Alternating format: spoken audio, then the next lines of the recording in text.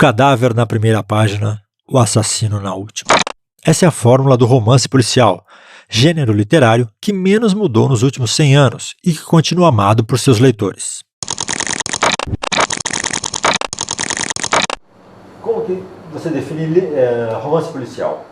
Uma definição básica, assim? Porque ela varia um pouco, né? É o que menos varia, né? Borges dizia que o romance policial ele foi o que ficou, não só o que estabeleceu uma estrutura formal mais consistente, como o que permaneceu no tempo, foi mais duradouro, né? Exatamente por essa estrutura, né? Ele tem uma estrutura clássica, né? Ele tem começo, meio e fim, ele tem um problema, uma tentativa de solução e a solução, né?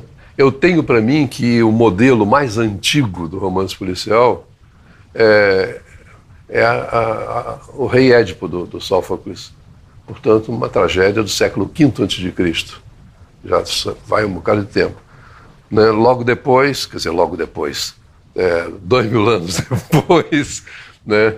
Final do século XIX, o Edgar Allan Poe, de certa maneira, ele retoma,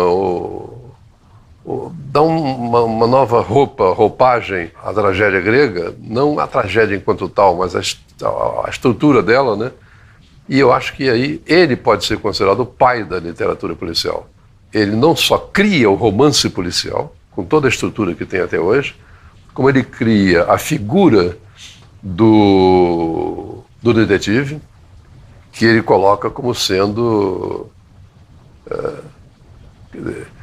não é necessariamente a figura mais importante do livro, mas é a figura em torno do qual gira o livro, entende? Gravitam os outros personagens. O leitor de romance policial, ele me parece mais ativo também, né? Ele não é uma leitura distante, é uma leitura participativa, ele quase compete com o detetive. É uma boa colocação, é isso. O leitor de literatura em geral, ele às vezes mais facilmente se deixa passivo, né? Ele se deixa tomar inteiramente pelo fluxo da narrativa. E o leitor do romance policial não. Ele está ali buscando uma coisa e fica indignado quando o detetive não segue um negócio tão óbvio. Então você, num romance desse, você é colocado dentro do romance como um investigador também. E que às vezes supera o detetive, o policial da história. Eu acho que sim, acho que o leitor do romance policial ele é mais ativo, ele é mais provocado para participar da trama. A gente tem os fundadores da literatura policial, né? Agatha Christie, Edgar Allan Poe, Dashiell Hammett, Raymond Chandler. E hoje quem que são os que parecem que são os refundadores? Você acredita nisso? Olha, sinceramente, eu acho que são eles mesmo. Cornel Woolrich, né, que é um dos iniciadores, é pouco conhecido, mas é excepcional, né? É o autor do Janela Indiscreta. O que você tem são esses iniciadores, e o que você tem até hoje é alguém que não necessariamente estabelecendo uma filiação a esses fundadores, né, no sentido de que o estilo é mais ou menos o mesmo. Não, você tem autores com estilo absolutamente próprio hoje em dia, mas que eles estão ainda dentro de uma estrutura que foi determinada por esses primeiros aí. Isso de ter um personagem central para vários livros, isso deixa a escritura mais fácil ou mais difícil? Mais fácil e mais difícil. Por quê? Deixa mais fácil porque você cria com aquele personagem, se você conseguir criar um personagem que cative realmente o leitor, né? Você cria um personagem que ele passa a ser uma força paralela à força do autor. Quer dizer, por exemplo, o Spinoza, que é o meu. Muita gente eu encontro na rua, pergunta, e aí, quando é que sai o próximo Spinoza? Eu não pergunto quando é que sai o próximo livro, entende? Quando é que sai o próximo... Né? Como, provavelmente, com Conan Doyle, eu perguntaria para ele quando é que sai o próximo Sherlock, né? O próximo Sherlock Holmes. Né? Então, um personagem que atravesse vários livros, ele é como se ele estabelecesse um campo de luta, entende?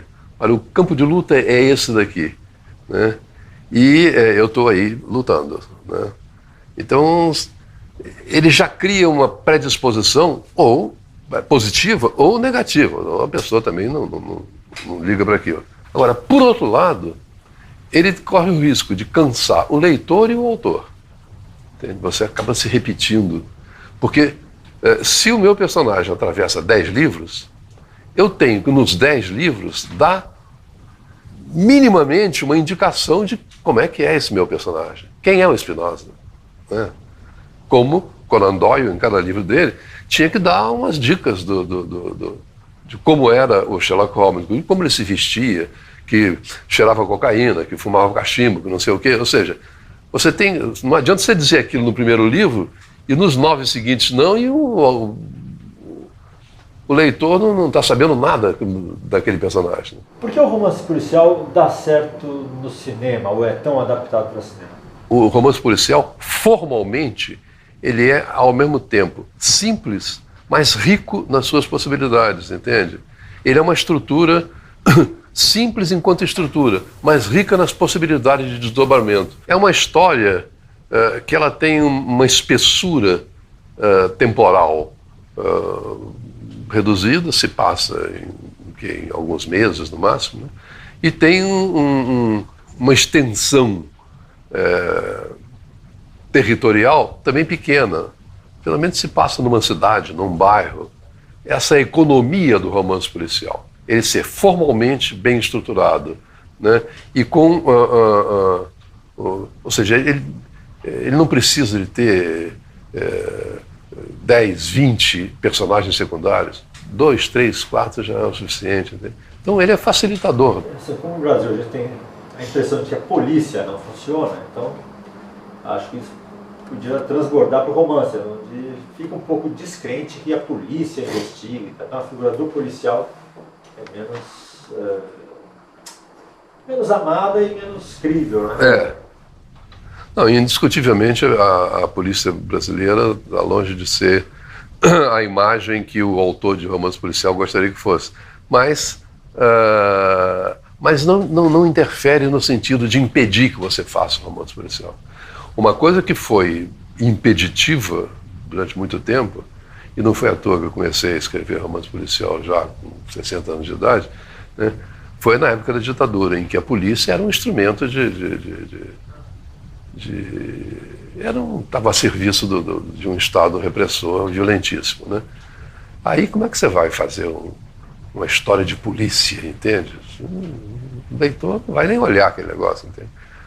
Então você tem que, com a ficção, você tem que fazer uma torção nisso daí e colocar um nível fictício, quer dizer, um nível da ficção mesmo, né? Que seja crível, entende? O romance policial foi considerado durante muito tempo uma espécie de subliteratura, né? Ainda é assim? Olha, se você for perguntar na Academia Brasileira de Letras, eles vão dizer de jeito nenhum, é uma literatura. Se for perguntar num debate literário, não, é uma literatura como outra qualquer. Mas, na verdade, o simples fato dessa pergunta se repetir sempre é sinal de que deve ser, entende? Eu não diria que deve ser uma subliteratura. Ela é uma literatura menor, nesse sentido que eu estou dizendo. Um romance policial, uma história policial, ela tem uma extensão temporal relativamente reduzida e uma extensão... quer dizer, a espessura temporal dela é menor. E a extensão territorial dela é menor também, entende? Então, ele é é menor no sentido de que você tem menos personagens, portanto, menos complexidade de trama, né? E uma certa linearidade, embora nem todo romance policial seja linear, mas uma certa linearidade que facilita também o leitor. Então, ele é mais simples, digamos assim. Daí a ser simples, a ser menor e a ser subliteratura é um passo, entende?